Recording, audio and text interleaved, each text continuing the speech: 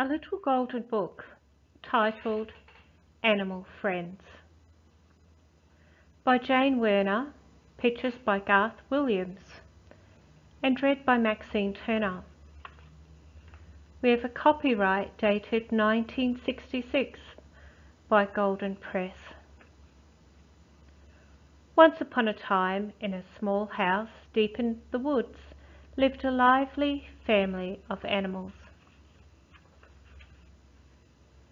There was Miss Kitty, Mr. Pup, Brown Bunny, Little Chick, Fluffy Squirrel, Poky Turtle, and Tweeter Bird.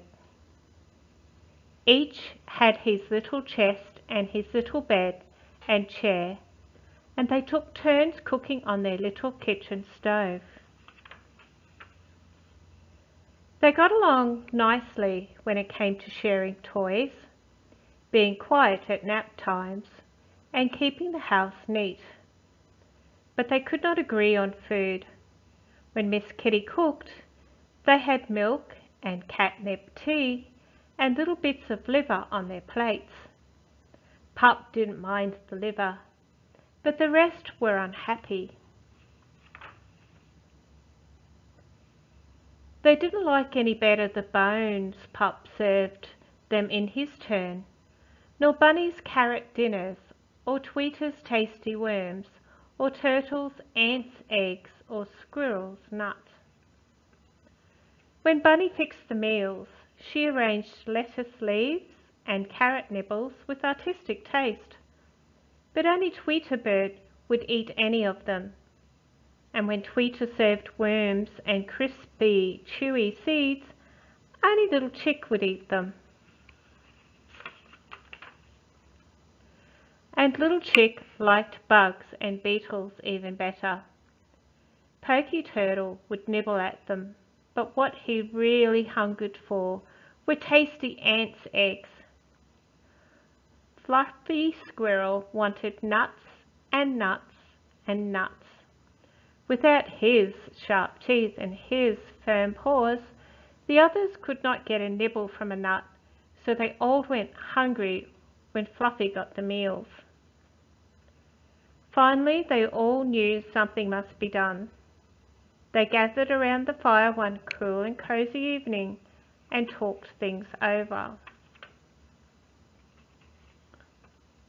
"The home for me," said Pup, "is a place where I can have bones and meat every day. I want milk and liver instead of bugs and seeds," said Miss Kitty. "Nuts for me," said Squirrel. "Ants' eggs," yawned Turtle. "Crispy lettuce," whispered Bunny. "A stalk of seeds," dreamed Bird, "and some worms make a home for me." "New homes are what we need," said Mr. Pup, and everyone agreed. So next morning they packed their little satchels and they said their fond goodbyes. Squirrel waved goodbye to them all, for he had decided to stay in the house in the woods. He started right in to gather nuts. Soon there were nuts in the kitchen stove, nuts in the cupboards, nuts piled up in all the empty beds. There was scarcely room for that happy little squirrel.